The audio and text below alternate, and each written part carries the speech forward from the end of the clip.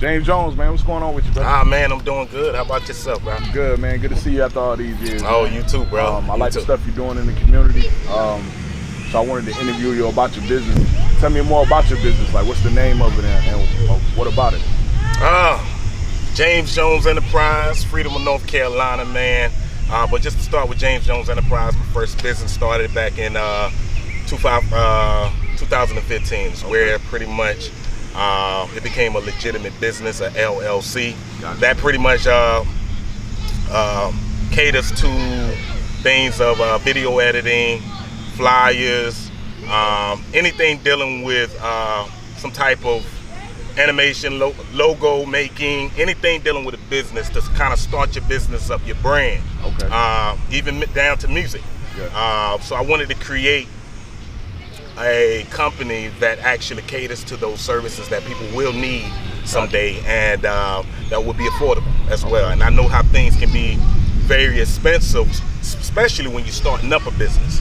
Getting certain things after you get the business down, getting it to brand, your logos and things of that nature, can be a bit expensive, man. So that's where I come in. I basically fill in that gap and be able to provide services to people who are on the budget to be able to give them what I have. Got you. Yep. What made you get into this type of company, man? Or what made you do this out of all the other things? I don't know, man. I think I always told people, man, get it where you fit in. Gotcha. I didn't really, I don't know. It hit me where I began to start doing certain things, man, and probably 98, 99. Gotcha. And I guess I was getting a lot of compliments. You good at this, you good at that. So I kind of say, okay, I need to run for this. I need to kind of really focus and kind of master that craft. Gotcha. And that's how it all panned out. Okay. I saw you doing positive work in the community. Okay. Definitely, I saw you link up with Deuce and all the stuff you guys got going on. Can you tell me a little bit about what you got going on? Oh, man.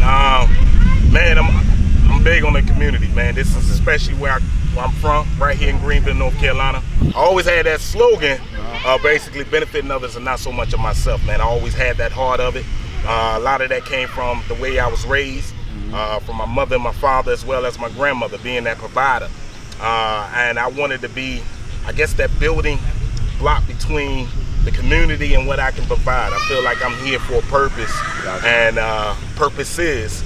And I feel like one of those purposes is to give back, man. Yeah. Give back to the community any way that I can.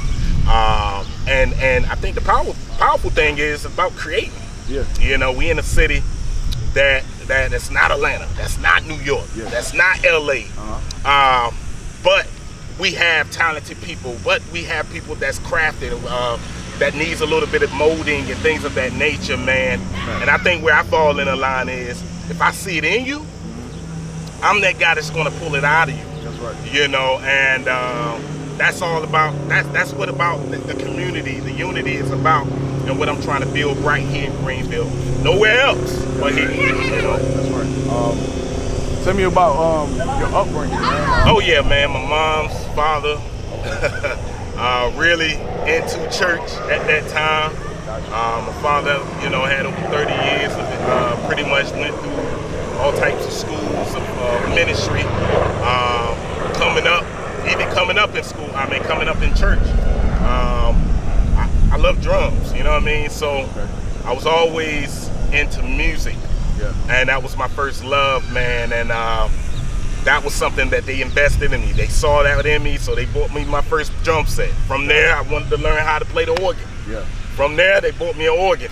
So they invested, my family invested into me, man, and what I was good at, and what they saw in me, man. And just, I guess, a little later down the line, man, growing up, actually seeing two different worlds. My father was that figure of raising his children, me and my sister,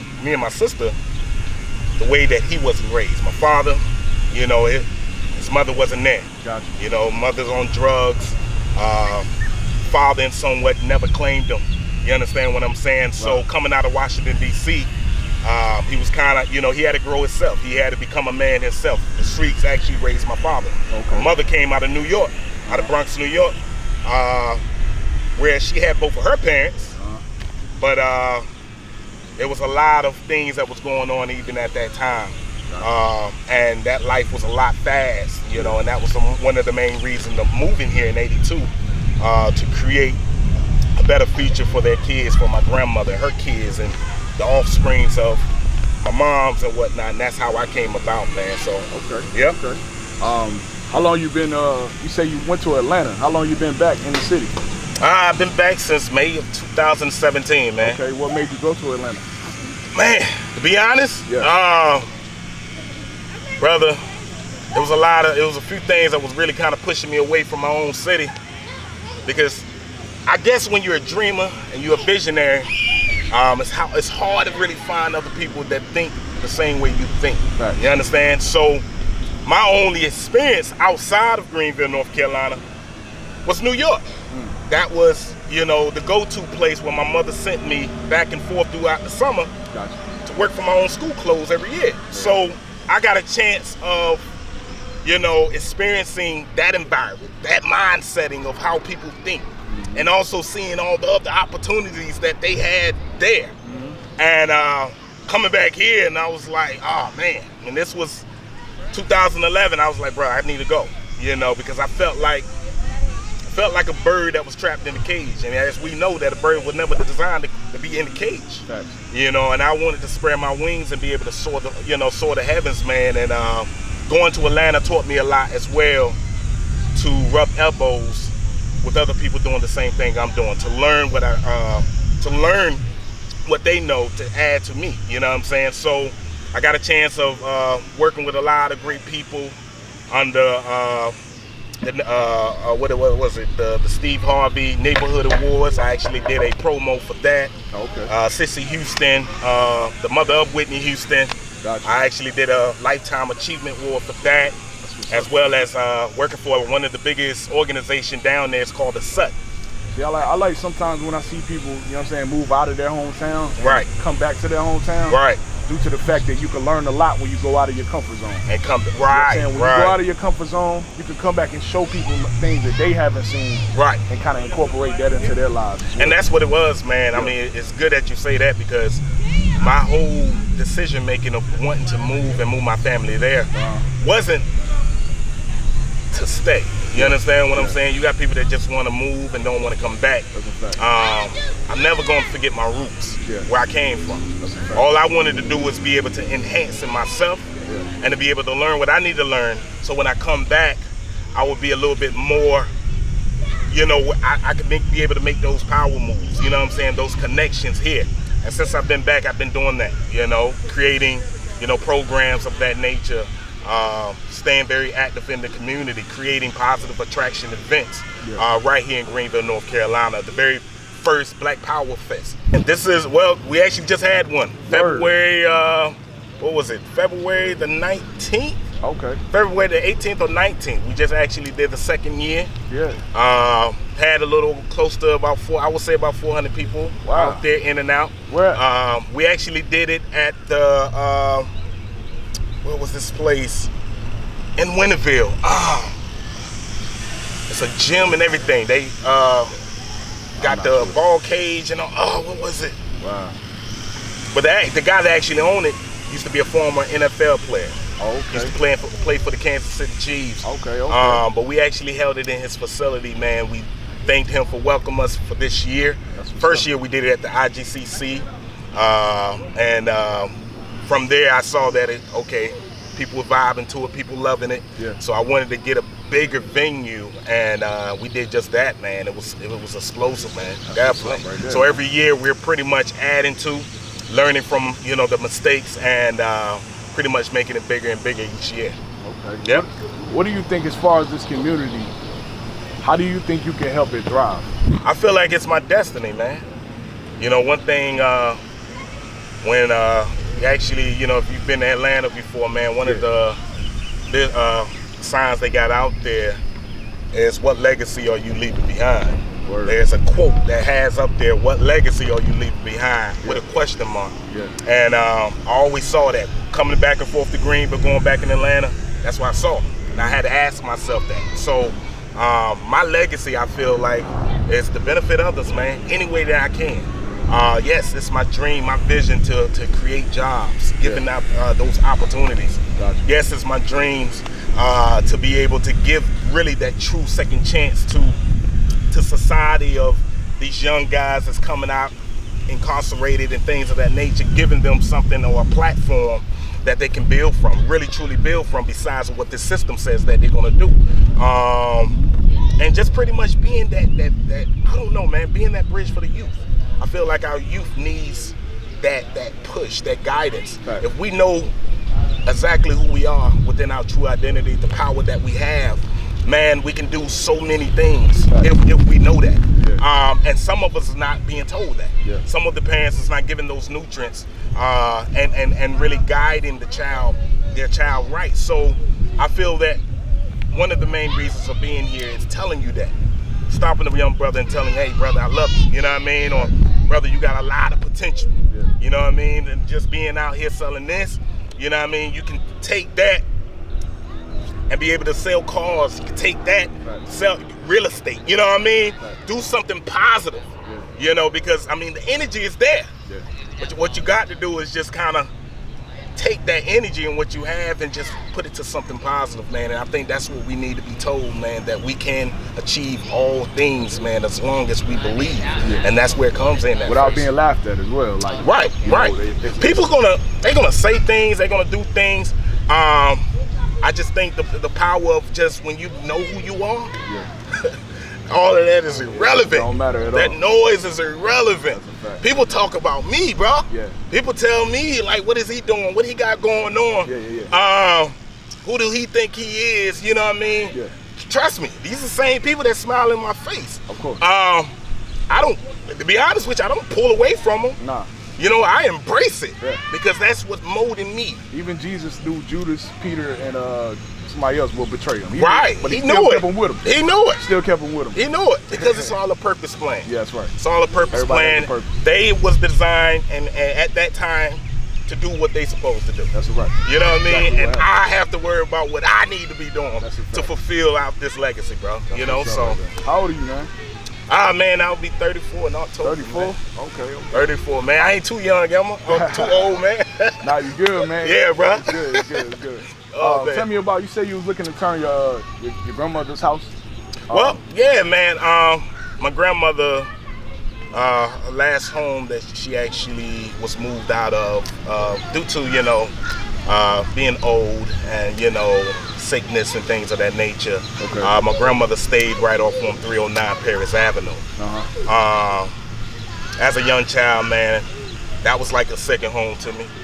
You know, mother used to drop us off when she go to work.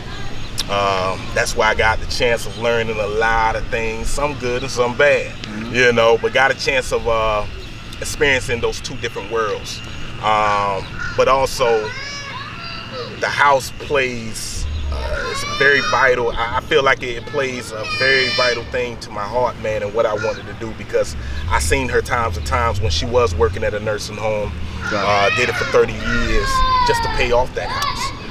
I seen times with the dope dealers right there in front of my grandmother's house doing that thing, slanging, playing craps, whatever. Yeah. She used to yell out there, get out in front of my yard and things of that nature, but be the same one with the same voice to come out and ask them if they need a hot plate. Right. I seen the ones where someone didn't know where to go, bro. Didn't have a place to stay because of this facility here. The shelter was packed, and she would be the one to open up that room up there. Strangers, you know what I mean? And that's what my grandmother stood for. That's what she stand for, and a lot of that was embedded in me, you know, and what I wanted to do. She didn't care about the title. She didn't care about the city giving her publicity and things of that nature. I care less about that as well. Yeah. But to answer your question, I want to now convert that house there into a community center called the Dream Center.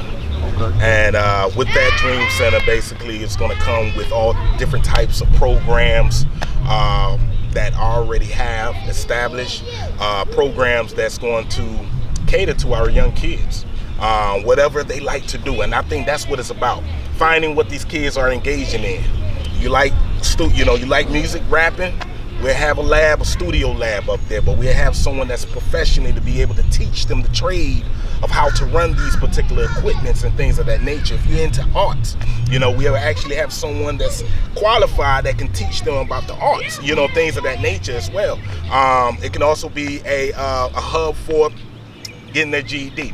Not duplicating what Pitt already had, but we can kind of be like a foreshadow or something where if they don't feel comfortable in the classroom setting, if they right here in the hood, they can come right out there, come right up into the Dream Center and do what they have to do to, get what they need, what they need to get, you know what I'm saying? Right. So we want to kind of be that hub in the community, man, providing all these types of services, man, as well. So, and we want our kids, our youth, the people in this community to feel comfortable,